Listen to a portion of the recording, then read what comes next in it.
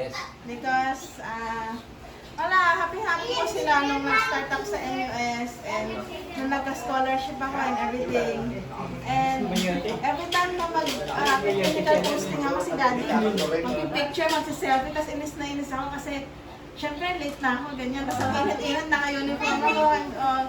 Pero sisikapin niya talaga na laging may picture and yung mga picture na yung first day ng every clinical posting ko, yun yung memories ko talaga kay Daddy na nung nawala na siya, picture ako din katabi ng abo niya kasi yun yung and even though hindi nakita ni Daddy yung pag-graduate ko, at least nakarating siya sa stage. Yes! Yeah! Parang natin. I know na Talaga yun. Opo. And I know na Daddy inspiration will niya be very happy sa achievement and sa balikan tissue! I know magiging happy siya na nakauwi kami ng Pinas to celebrate with everybody here. And syempre tinuring na din ni Daddy yung Evangelista. His first family and extended family niya. Thank you po sa support niyo when Daddy passed on.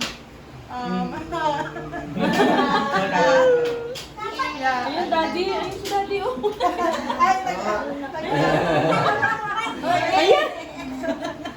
lalo na kay, totoo na laging, bini-video call si Mama everyday simula nung nawala si Daddy. It's a small thing, pero I think it means a lot kay Mama kasi siyempre Daddy was her companion. Parang nawala yung life companion, but I think she gained her yung sisters back then kasi yung sisters lagi lang na-video ka lang sisters. Thank you po sa prayers for us, for strength and everything. And ayun, I think Daddy smiling down on us naman now. Yes. Amen. Amen.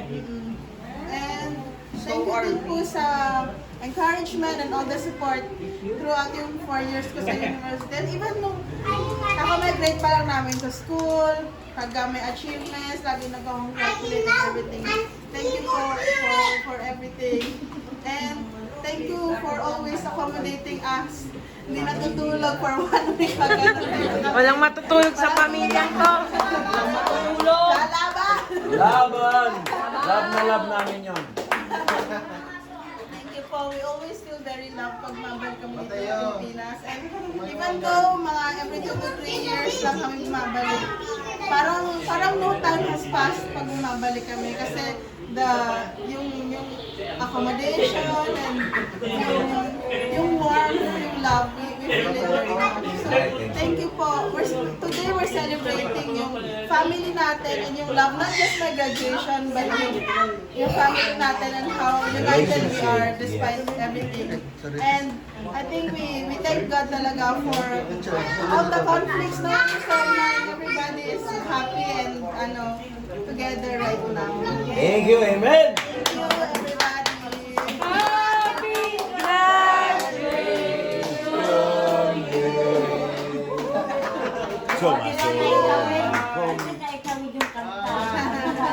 Speech ka naman.